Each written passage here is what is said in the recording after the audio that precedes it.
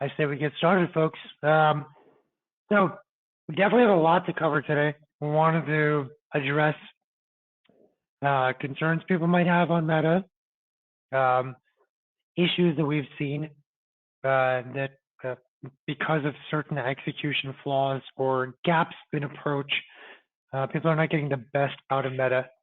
And then for those who have been impacted over the years by Meta ads, but you're curious about what is similar to Meta ads that's out there. All these other platforms are building so much. What is out there? We want to kind of go into some detail about the connection between Meta and a few different areas. And by the way, thank you, Sarah, from Flax for Life Wholesale Bakery for saying hello. Welcome. And Liz from Bogart Manufacturing Inc. Thank you both for joining. And real quick, we'll get into a better intro of Exclusive later after we get to the meat of the content. But, we've been around for 25 years and most of our clients are emerging brands, but we have plenty of pretty notable brands in our roster as well. And just getting a sense of who trusts us. I'm going to present part of this presentation today. My name is Nick Rajpal. I joined the company 14 years ago and was brought on to develop our solutions. I started with SEO, then Google Ads, launched conversion testing, email, and Amazon, and our strategy team. It just developed our philosophy and technology, built out the teams until we could kind of have this beautiful cross-channel agency. And now I work with prospective clients. If you're planning on being our client, I work with a team that analyzes your business and tries to figure out what is the best marketing plan for you. I'm also the host of our webinar series, and I've had the honor of presenting almost every 2 weeks for 14 years. So hope you join for more. I am joined today by Cody Morrow. And hey everyone, my name is Cody Morrow. I joined Exclusive earlier this year. I was brought in to oversee our social team and programmatic as well.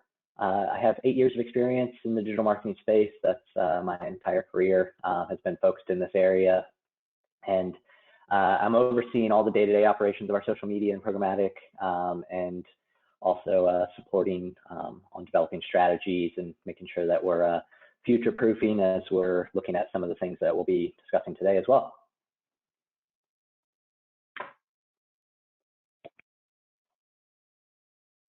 All right, and we'll jump right in.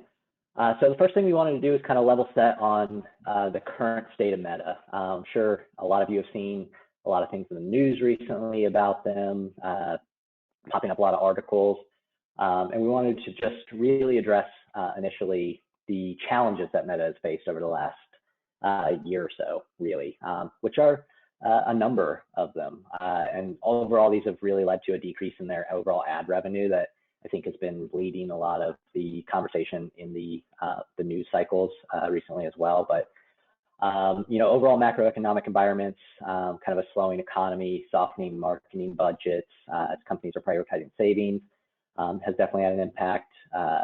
Second, last year, the rollout of iOS 14.5, which moved app tracking from passive to an active consent by users. This really caused widespread impact on advertising attribution and really turned performance marketing on Meta on its head. It really hasn't been the same since, and advertisers are still, a year and a half later, figuring out exactly how to approach advertising on the platform and reevaluating what it means to their business. And then lastly is the rising competition for attention.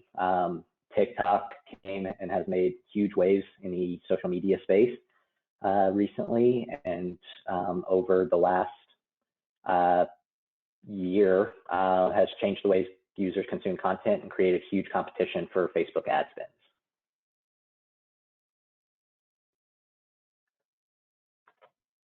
So yeah, if you have been following the news recently, I'm sure you've seen a lot of information on Meta. Recently, they laid off around 13% of their staff, unfortunately, and earnings have not been super strong for them recently. As we just spoke about with the challenges, there's no denying that Meta's core advertising business has been declining and struggling in recent years and quarters. However, we don't see that their recent earnings performance is purely a result of these declines.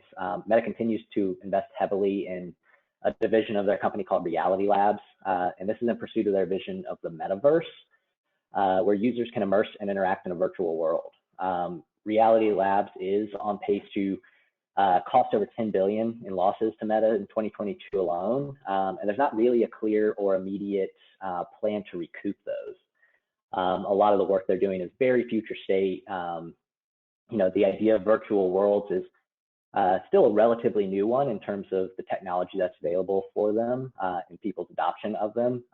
And technology continues to improve in regards to those.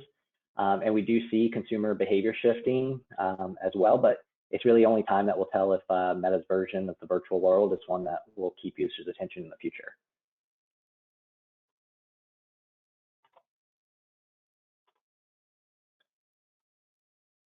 In the current state, though, Facebook still remains the third most visited website in the US.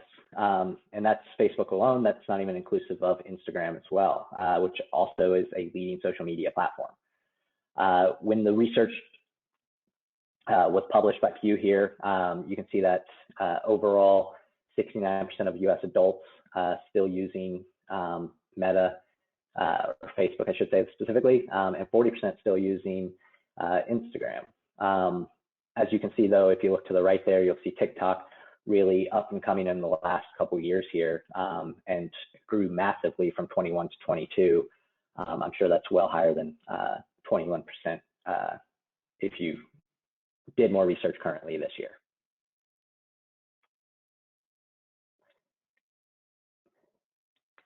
And within the research, they also looked at demographic information. And because of Facebook's widespread impact and reach of users, you'll see that they over-index across a lot of different demographics. Women aged 18 to 29, as well as ages 30 to 49, lower income, but still indexing highly against mid and higher incomes, and then across the spectrum when it comes to education as well. A lot of people, across the board use Facebook still to interact with their friends, stay engaged with their online community.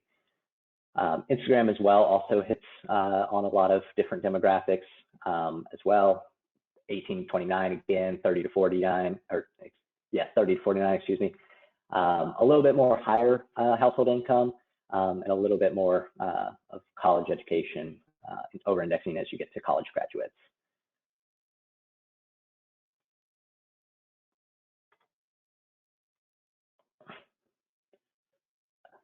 The challenges that Meta has faced recently as well have led to some new offerings.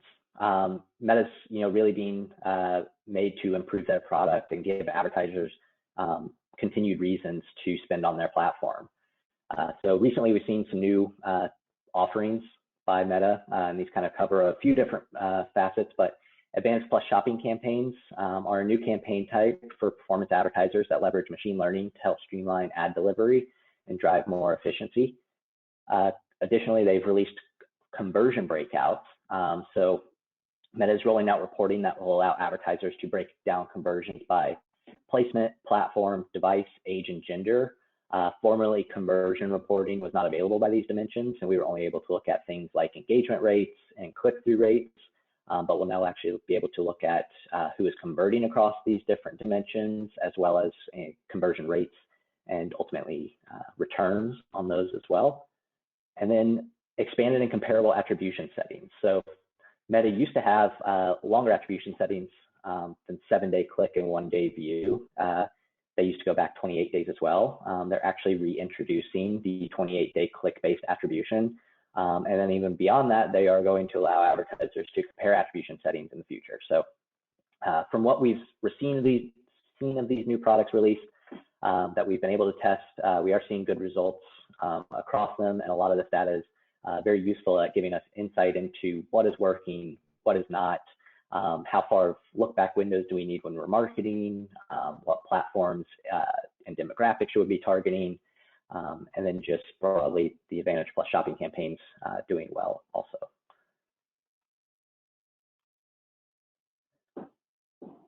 So all of that leads us to why we're here today. And we really want to cover off on 3 different topics here. The first being buttoning up Meta's performance, knowing that we are going to continue based on those demographic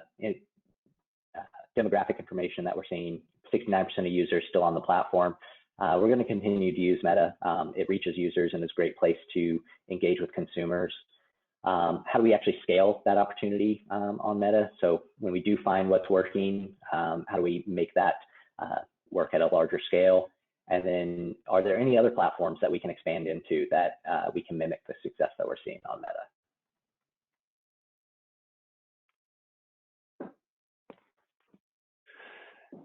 Awesome. So we want to start tackling some of the things that we've been observing in accounts that have come across our table.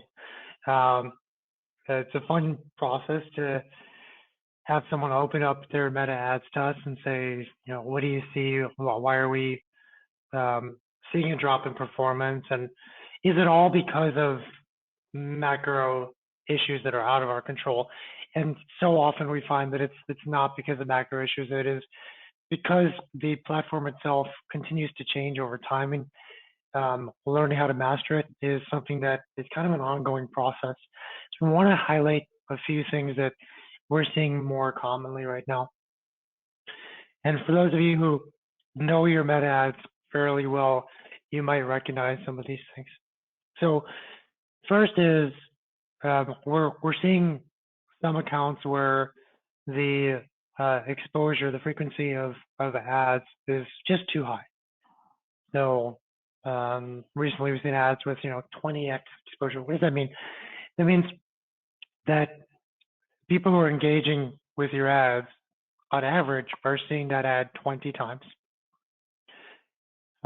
In theory, that is great, but you have to understand how the platform works and where the platform goes from being able to make good decisions around qualifying and disqualifying who sees an ad to where it's kind of a little bit out of control. So what we've seen across our clients is tightening the frequency closer to 5, between 5 and 8 is usually where we're getting Meta to help us the most in now qualifying who should see those ads. So not only do you get better qualification, which is better for performance, you're also not paying for 2.5 to 4 times as many impressions. So your cost per acquisition can really rein in if you have decided to spend more in Meta by increasing frequency as opposed to creating more structure, for example. Other ways that people have tried to take what is working in Meta and just say, well, let me double down on this, is they see lookalike audiences working pretty well.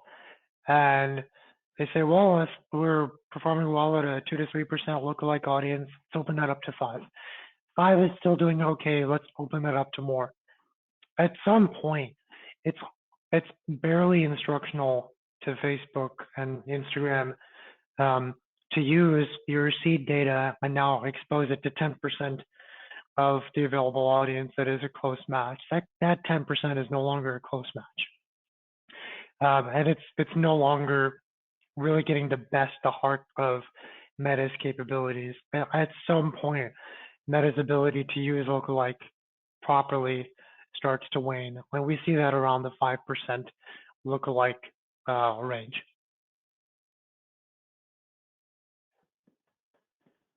Yeah, and then from a build-out perspective.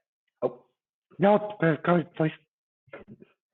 And then from a build-out perspective, one thing that we always look at and recommend is taking an audience-first approach. So oftentimes we see advertisers have some type of product they want to push or a creative that they just developed, and they build around campaign structures around that.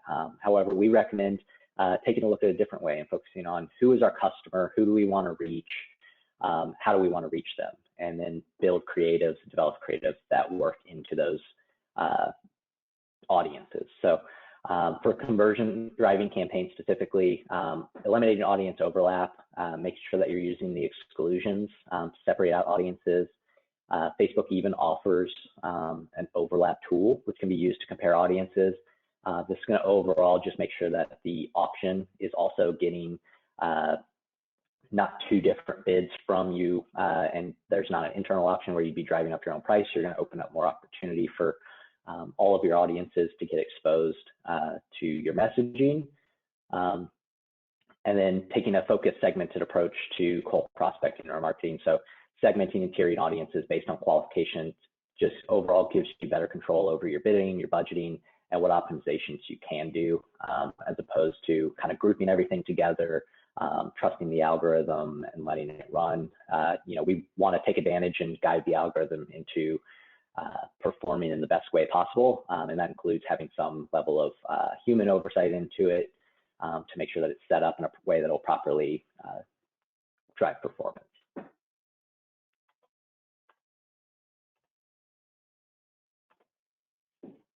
Additionally, we want to prioritize goals. In social media marketing and when setting up campaigns specifically, all these platforms have made it very straightforward as to making sure that the machine learning that's being used is working towards what your goal is as an advertiser.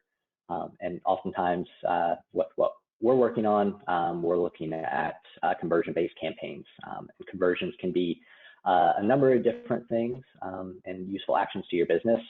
However, we tend to see that these mostly are purchases, but we definitely want to prioritize those conversion-based campaigns and use other campaign objectives like traffic campaigns, awareness ones, leads as supplemental campaigns. These will help address specific reasons for low conversion volume and still ultimately lead into what is going to drive a user to purchase. So we want to use those as supplemental complementary campaigns. Also, when setting up these campaigns, there's a lot of specific details that we have to get right. They can have a major impact on performance. As Nick alluded to with frequency, we want to make sure that we're budgeting and setting out allocations correctly. We can use CPA and past performance to determine this.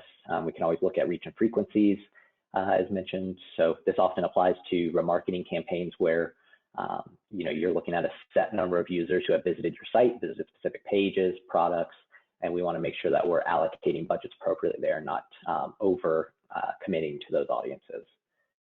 Additionally, there are different attribution windows. Like I mentioned, Facebook's rolling out even more. For the moment, as that's not fully rolled out, we still recommend using at minimum a 7-day click or a 7-day click, 1-day view attribution window. This will give the algorithms the most amount of data to work off of and attribute the most amount of sales to your campaigns, making sure that you exit learning phases and can continue to find new users that are going to convert. And then lastly, if you do have a lower purchase volume, you may want to consider other events like add to carts or product views to get the best performance. We oftentimes see that if you drive those, you'll see more purchases rise as well, as opposed to focusing on a conversion event that has a low volume overall.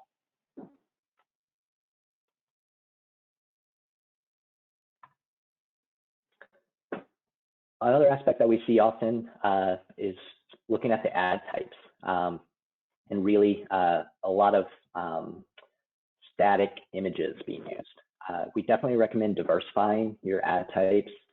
And while video is highly recommended, there's a number of different ad types that can be used. And video can even be integrated into things like carousels and collections units. This will integrate motion and has more thumb stopping power when you're trying to reach users that are scrolling through a feed.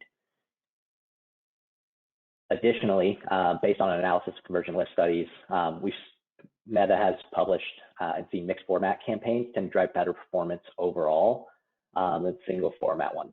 So even if you don't have a unique video to promote, adding some animation can help with your static assets. And lastly, I would call out, I know a lot of advertisers don't have budgets to produce videos all the time.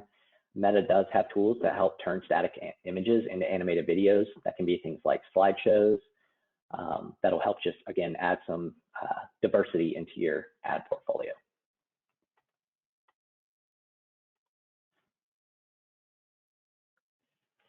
And lastly, when looking at meta performance and improvements we can make, we want to always go mobile first.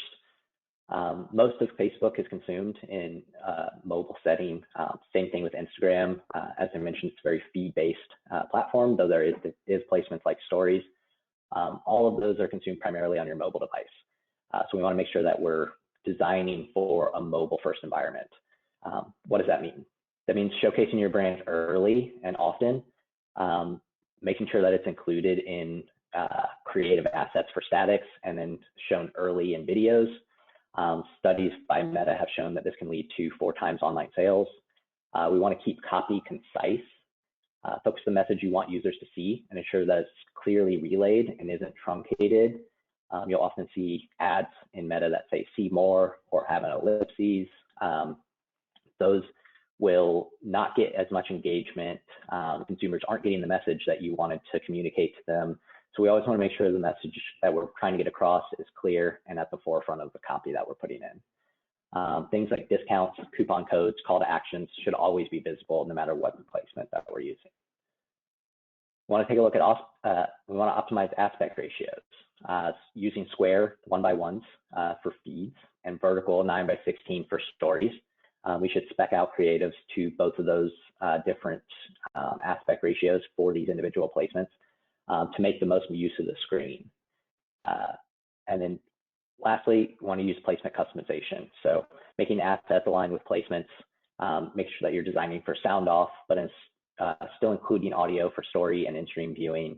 And as I mentioned, using the full screen when you have the opportunity in vertical stories and using a 1x1 when you're in the feeds placement.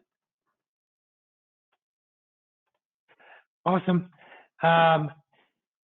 Folks, just please keep asking your questions.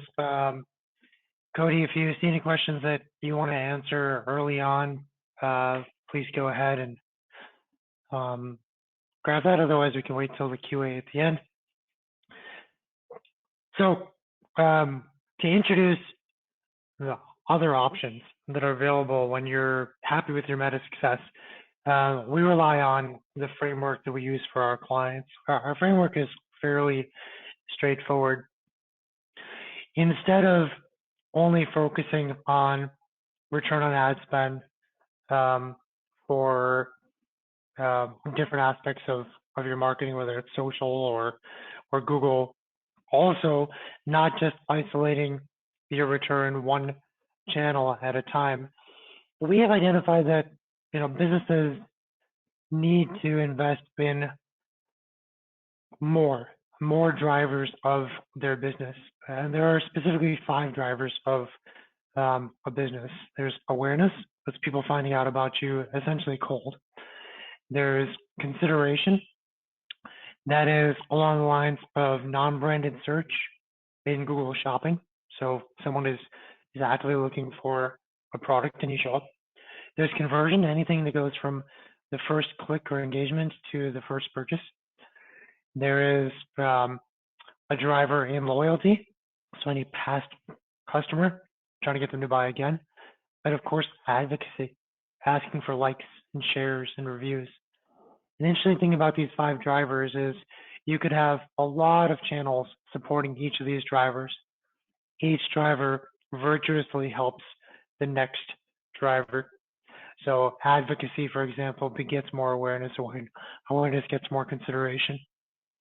This allows us to look at a business in the state of this ever-expanding digital footprint where, like Cody talked about with iOS 14, sometimes we lose the tracking capabilities within the customer journey, but we can still isolate the aggregate information of people finding out about us, the aggregate of people finding us in non-branded search, the aggregate of past visitors that we want to convert.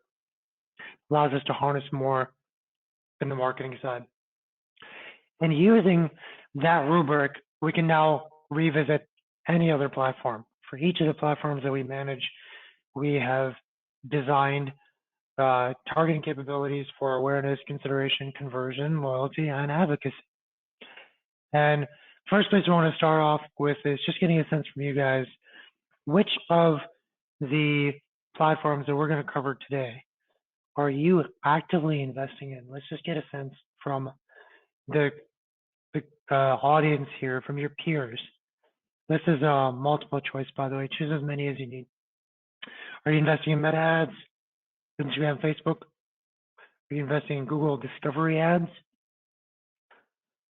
What about TikTok ads? And specifically, the awareness targeting on Amazon. Are you using that as well? Now, 50% of you have already voted. Let's just give it a tiny bit more here. Let's count down 5, 4, 3, 2, 1, and let's just share this out. You see what table stakes do here? 90% of you are investing in Meta ads. And in spite of all the concerns that people have, you're still invested, and it's fantastic. It is a point of success and saturation at the same time. And these other platforms have really heard, you know, why can't you be more like Facebook? Give us more branding capabilities. Google has developed something phenomenal in discovery ads. TikTok is obviously emerging as everyone knows over the past few years, and then Amazon has decided to swing really big when it comes to this. So probably helpful to know what your peers are invested in.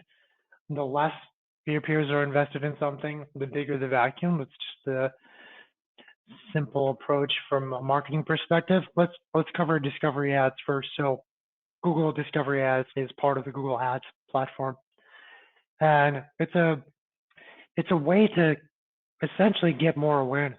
And the awareness, consideration, conversion, loyalty paradigm, it is meant specifically for awareness and isolated as so. And it shows your ads in YouTube, in the Discovery app, as well as Gmail. And the good thing is, combined between these 3 platforms, as Cody mentioned earlier, that Instagram and Facebook are the top 2 platforms. They're number 2 and number 3. They're number 2 and number 3 behind YouTube. YouTube is the biggest social media platform, if you will. If you combine YouTube and Pinterest, these search-based platforms, as part of social, even though you're not connecting with your friends, there's still an immersive experience, then it would be the number 1. Advertising on Discovery has some a big uptick in performance for clients that are looking to get a moment of brand journey. When we say brand journey, what we mean is we have separated e-commerce into 2 different groups. There's a group that requires the customers are required to know your brand before they buy from you.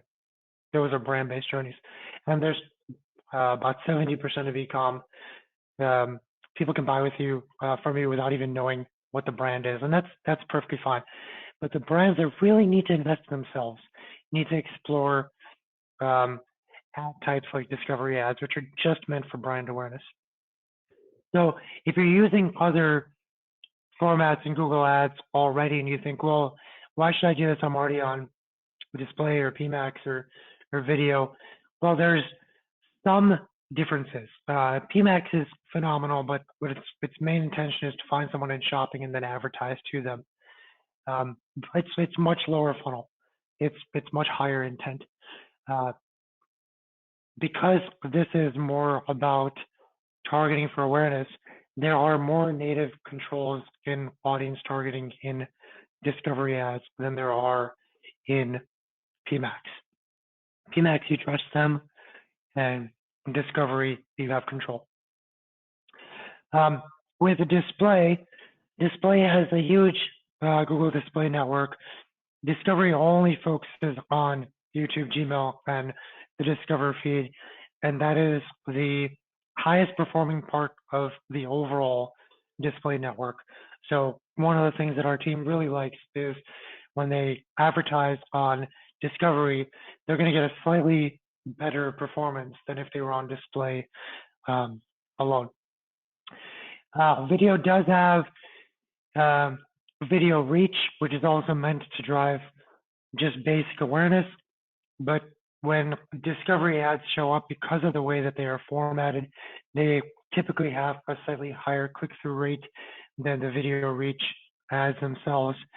And compared to Meta, of course, which 90% of you are invested in Meta, there is just slightly better attribution and audience targeting on the discovery side than what you get from Meta post iOS 14. So a few things that you need to know with discovery ads. First is it takes about 14 days for discovery ads typically to learn.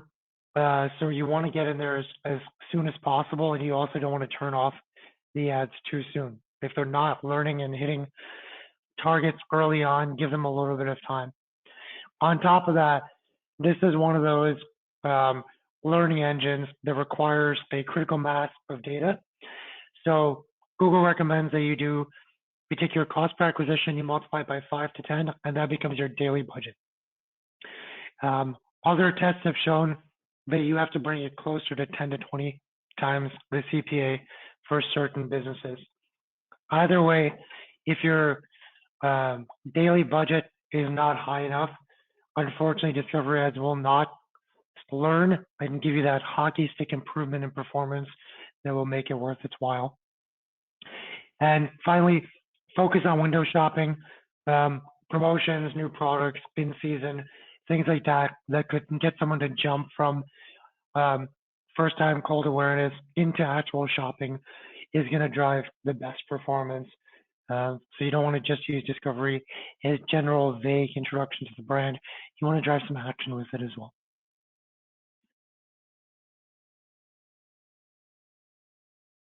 Awesome.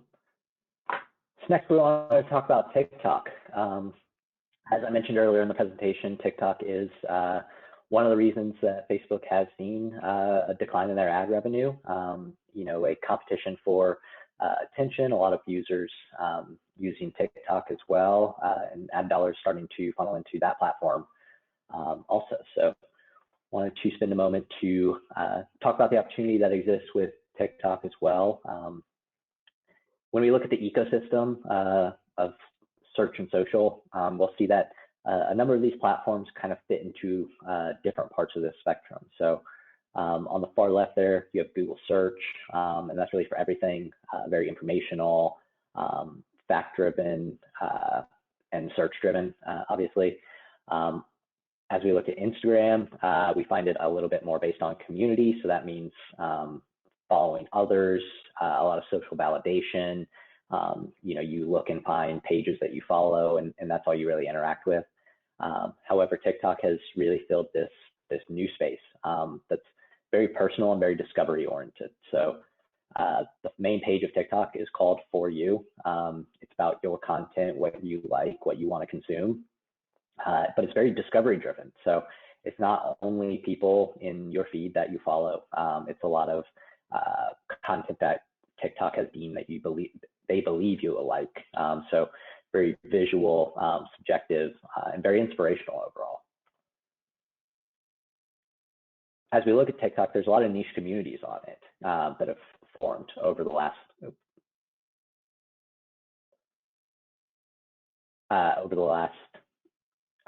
couple of years with TikTok.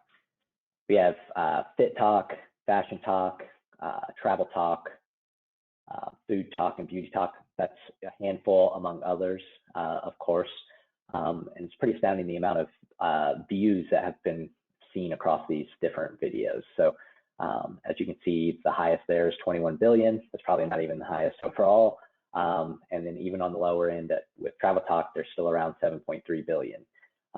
So as I mentioned, TikTok's a very community-driven app with a lot of discovery of new videos, new creators, and really, chances are you can find your own brand's niche in the space.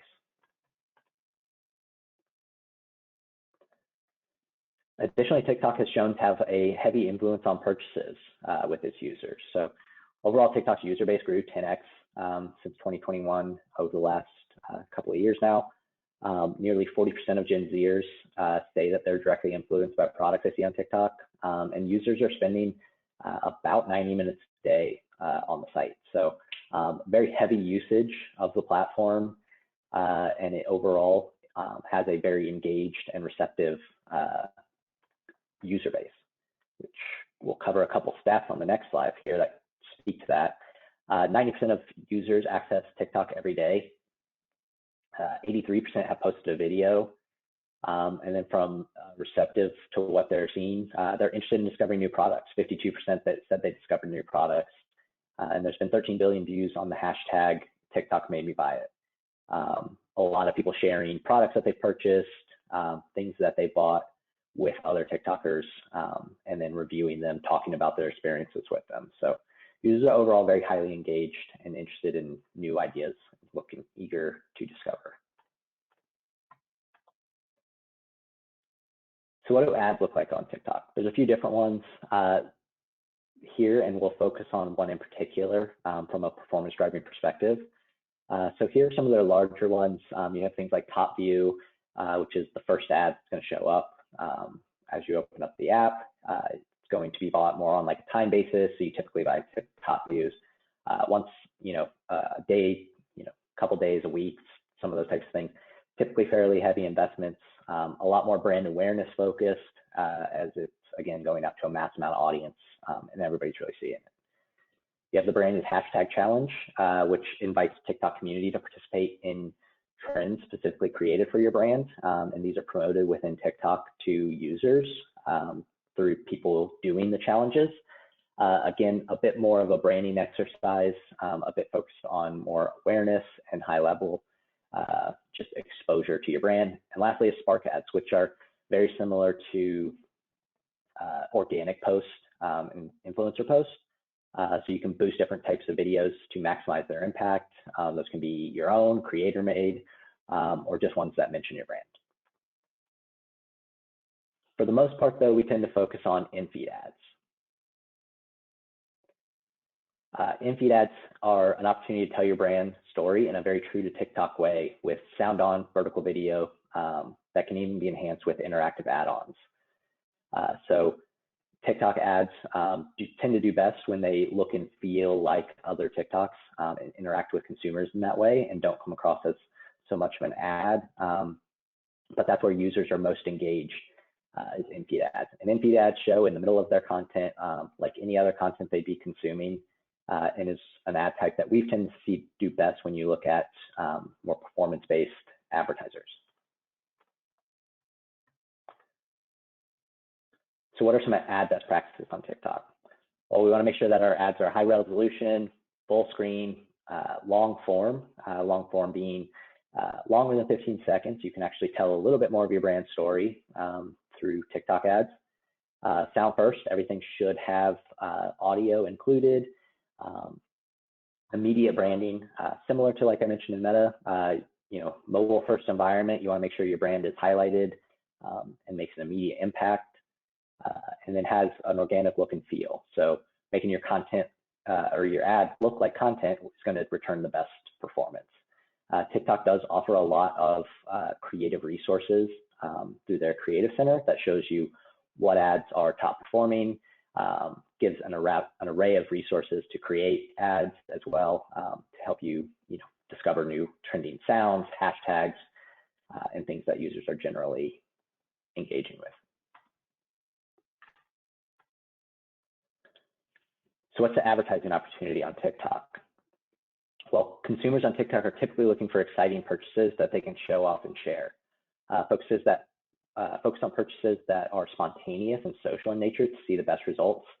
As I mentioned, TikTok made me buy it. A lot of lower barrier to entry products, ones that users are excited to share with their friends, share with the internet and other users on TikTok, as well as ones that are a bit more spontaneous. They're probably not well researched or thought out, but more on the spot. Let me buy this and share it with everybody.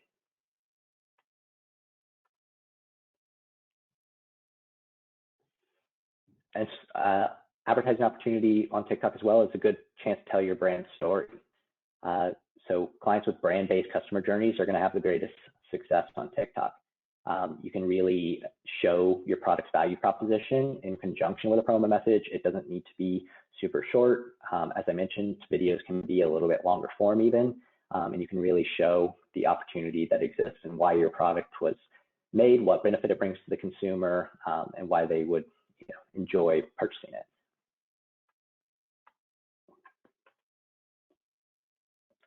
The target consumer on TikTok is primarily younger. However, as we kind of looked at in the first couple slides there, it still does reach a substantial amount of adults outside of 30 plus as well.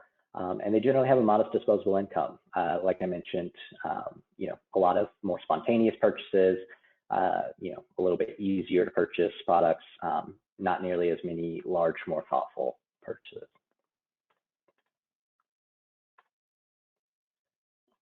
Vertically, on TikTok, we tend to see a few verticals do the best. However, we have seen a lot have success across the board. Food and beverage, beauty and personal care, health and fitness, retail and apparel and travel. You'll see those align with a lot of the communities that we initially mentioned as well. A lot of billions of views on those very niche communities that look at health, fitness, beauty, retail, all those types of products. And then lastly is pricing. We tend to see that CPMs on TikTok range from $1 to $5 depending on the targeted audience. This is substantially lower than a lot of other platforms that we see, so a good opportunity to get really efficient impressions and exposure to your brand. There are no minimums on TikTok, so you can start out spending a lower amount. We tend to recommend committing, a couple $1,000s a month for 3 months as a minimum, just to make sure that you do give the chance to, find what's resonating with consumers, find what targeting is working, what videos are working as well. And ultimately, you do have to factor in video costs and for creatives. As we kind of walk through the organic nature of TikTok, being very content driven, means that unique videos tend to have to be produced for the creatives, and we just want to make sure that that cost is factored in. That said, you can always repurpose these videos, as a lot of platforms have copied TikTok recently in terms of their placement, and you see things like Instagram Reels, as well as Pinterest Idea ads, also using very similar creative concepts.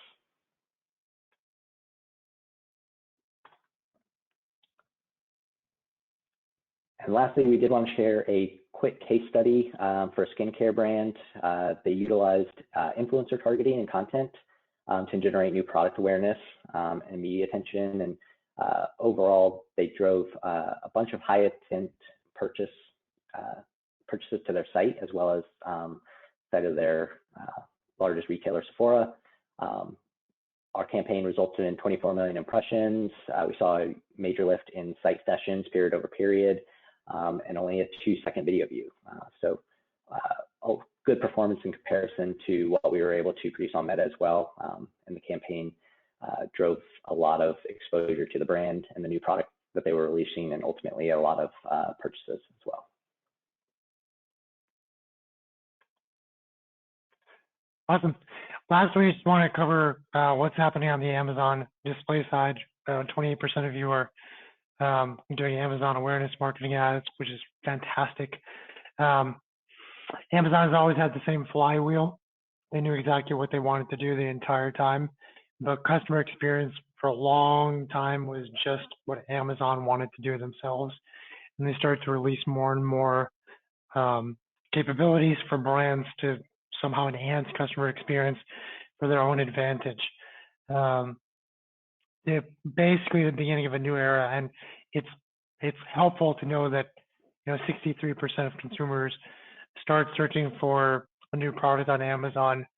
It's a really great time to intersect someone and get your brand in front of them, even if they then take that information and search on Google or see you again on Instagram, which has allowed Amazon to just say it's time to go into a totally different era, and they put a lot of money behind re-envisioning their platform in a way that is meaningful for both building awareness, which is part of the virtuous activity cycle, as well as fueling advocacy. The first thing that Amazon had to do was start to make brands feel comfortable to sell on Amazon. Like, come on Amazon, we're not going to steal your products from you. We're not going to give an advantage to counterfeit or fake sellers or things like that. No, this is a long process. Project Zero is meant to protect brands from any type of counterfeit, down to the point where they have zero counterfeit issues. They have a team that helps accelerate getting intellectual property paperwork done so that you can preserve your brand. And then they have their own, Dick Wolf style counterfeits crime unit that goes out and tries to find anyone who is trying to rip off your brand. And I think that's put them in pretty good standing with a lot of brands, and that's what they want. They want to be the most attractive place for brands to come, and they've always had these options, A+ content for your experience and sponsor brand ads at the top, and Amazon's stores, which is just getting better over time, as well as brand analytics, which just gives you some invaluable information on your brand itself. And they want this to be a hub for brands to learn about themselves as well.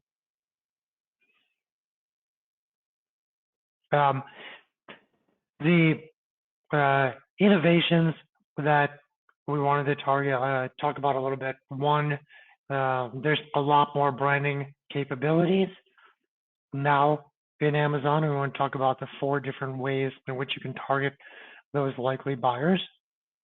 And we want to talk a little bit about the influencer program that Amazon has now created. So we'll start there on the influencer side. So Amazon has started to go out to anyone that they think is developing a strong following in YouTube, Snapchat, Instagram, Twitter, Facebook. And if they think that you are an actual influencer, they'll say, we have built a page for you. You can start adding products to that page. It's your page. Whoever you drive to that page, if they then buy those products, we're going to give you a cut. It's a great way for Amazon to say, let us help monetize the entire influencer sphere out there. And if Amazon is going out and trying to find these individuals themselves, they're constantly redefining what a meaningful social media following is, but the sources that they're trying to pull from and pull gravity towards themselves is from YouTube, Instagram, TikTok, and Facebook specifically. And what you'll see is when those influencers are creating content, their content is starting to pop up everywhere. You can see influencers have their own pages, but you can see a whole section on Amazon called Found It on Amazon, which is all about connecting the average Amazon user with some influencer. And influencer videos are popping up in more prominent locations on the Amazon product pages themselves as well. And keep in mind that Amazon also wants you to act like an influencer on your own as well.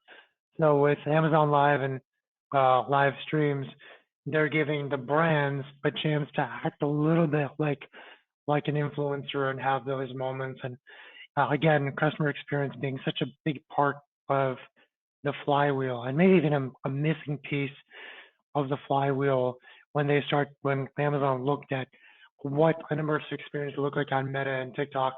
Just getting in the game, even if it's late, is pretty meaningful.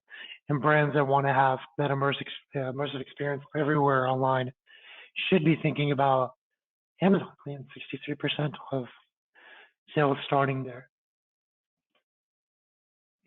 In terms of targeting on DSP, you can target based on a few different options. In market is someone who is actively searching within your category. Lifestyle is kind of a collection of actions that Amazon is saying, well, based on the way this person shops, they're likely part of this lifestyle cohort, which is pretty meaningful if you have a product that is tangentially important to that cohort. Interest is if you have a group of people interested in gardening tools, for example, that cream of the crop, the 1% that is most active in gardening, they are going to be part of that interest group. It's basically like your early adopters of a particular group. You can get in front of them faster and it would catalyze your brand. And a life event is another one of those inference-based targeting groups where Google has, or Amazon has looked at the data and said, well, it looks like this person is ready to start traveling, or they're about to have a baby. And you can then start targeting if a life event is part of your segmentation strategy.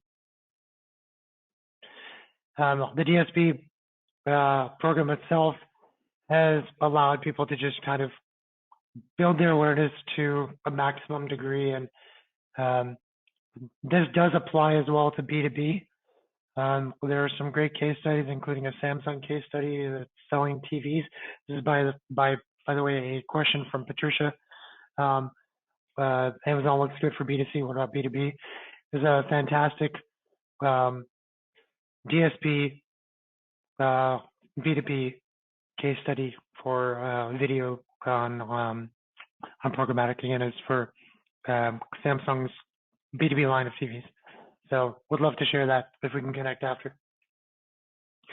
So we do have other questions that we wanted to answer before folks head off. Just wanted to offer a way for us to interact, folks. We've obviously opined a lot on what's going on in the space, but that gives you a little bit of an idea of who we are. Let me just kind of wrap up a little bit better on who Exclusive is and what we've been doing for 25 years. First, we are cross-channel as well as channel agnostic. We've developed different departments for each of our specializations, staffed with specialists who are career specialists in SEO or Google Ads or Meta, etc.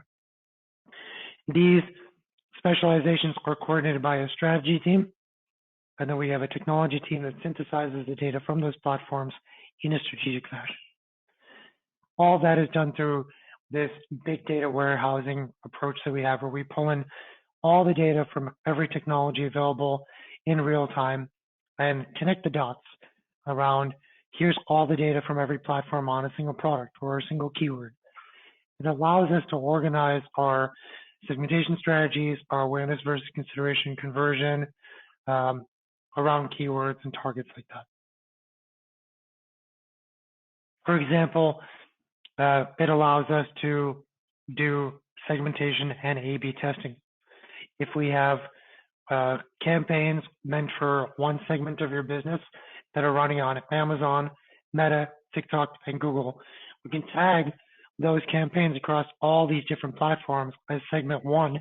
And if segment one is large enough, we can try multiple messaging treatments with A version of the customer experience versus B to see which one is getting the highest performance. This is really the first pure cross-channel A/B testing platform of its type in existence. We also harness the best of consumer behavior in our approach, activating competitive, social, methodical, or spontaneous modalities in the consumer buying process, something that we teach our clients as we're starting to use this science to get better results for them. We're not happy with the way customer lifetime value reporting has been slow to progress in e-com. We developed our own approach to it, where every 6 months or so, we take a snapshot. What is basket size on day 1, day 30, day 60, day 90? What is the new customer lifetime value? Are all the things we're trying to do to get more purchases in a short period of time, helping you make more money per customer? Because of iOS 14, because of a loss of privacy, or greater privacy, but less pixel data, we're unable to track customers through a customer journey as easily now. So we've built a technology that allows us to pull all the data from Amazon, Meta, Google Ads into one system and find the correlations. Hey, when you invest more in Meta, it creates more sales on Google. You're not going to get that in any technology except if you pull all the data into a media mix model. Our media mix model finds those correlations and helps prescribe the best marketing mix for the next 12 months and help maximize growth. If you're interested in getting a new take on your marketing, let us know. I'll put a poll out here in this process, which is a free process. Myself or my colleague Liam Bickerton will study your entire business, your competitors, who's doing what in terms of Google SEO, Google Ads, Facebook, Instagram, Pinterest, TikTok, YouTube, Amazon, email. Identify what channel mix is probably going to work best for your business and in what distribution. We'll do a segmentation brainstorm to identify what segments you should be creating your ads around, what their description is, what their products are, how to bring modalities and consumer behavior to the forefront of your strategy, and what kind of testing we suggest. They'll be very articulate about pricing, line itemization, what our reporting is capable of, etc. I'm going to keep this up just in case as we go through people's questions, if it changes your mind at all about us reaching out, then you can change your answer. So,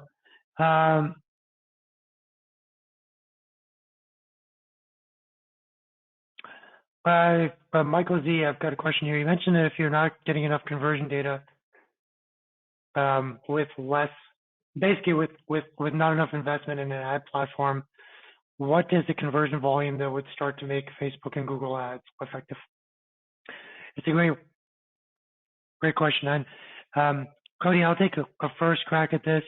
I know we often test to see what meta ad spend is getting the best out of the learning. And it usually starts around $5,000 per month of ad spend in Meta. Anything less than that, we don't see Meta's learning really hit the mark.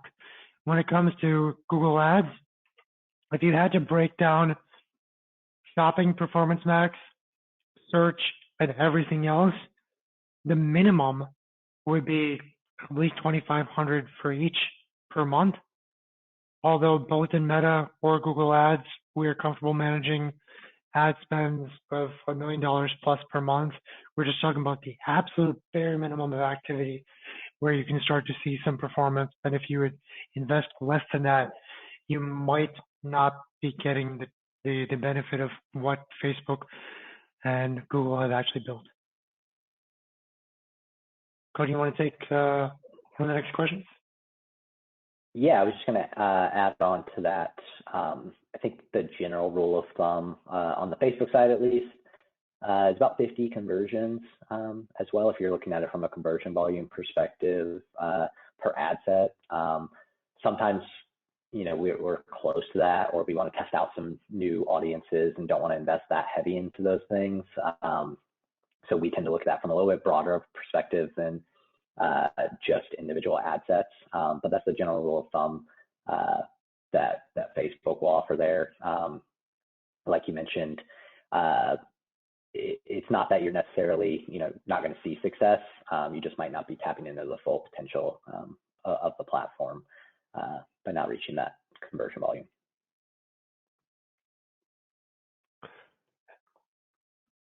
Awesome. Deb, you've provided a really helpful response to Christy, but since everyone else can't see the question itself, do you want to just go over that one as well? Oh, yes, sorry. So Christy asked, aren't there certain types of ads that you can limit frequency on?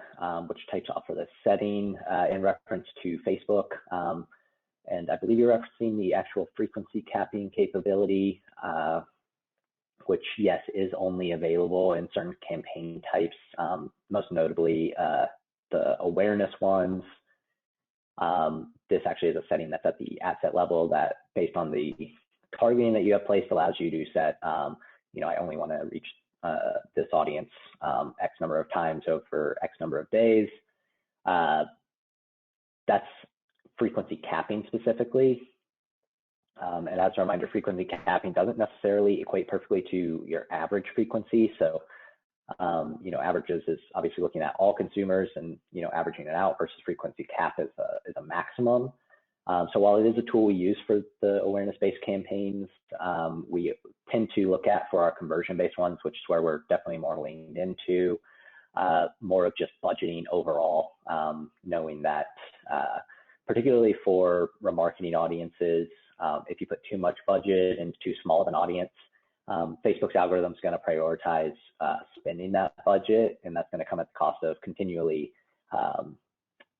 frequencing users. So we'll see frequency go up and up and up across those. And we just want to make sure that we're taking a look at that. And if we do see, even if we're seeing good performance, we want to manage the scale there, because at a certain point, like Nick mentioned, there's a drop off where additional frequency and additional impressions that we're showing users aren't adding to the likelihood at the same level that's going to drive a purchase or a conversion overall. So we want to try to find the balance there of what works, what doesn't. Like Nick mentioned, we've generally seen that kind of in the 5 to 8 range. But want to be cautious when we see some remarketing audiences starting to get to 20, 40, 50. Awesome. Folks, if you have any other questions, we didn't see any other questions in here, but just question for you as a group. Was this helpful? Did we present information that was meaningful to you guys today? And Cody, I want to thank you so much for helping provide so much valuable content, and Greg also, who's sitting in. If folks who have been watching us over the years with exclusive webinars, you will notice that our webinar looked a little snazzier today than ever before. Just want to give a shout out to Greg from our side, Greg Hetch, for helping us design this new format, and let us know if you thought it was helpful. For everyone else, happy holidays. Thank you for joining us. We'll see you in a couple of weeks for our next webinar. Cheers, everyone.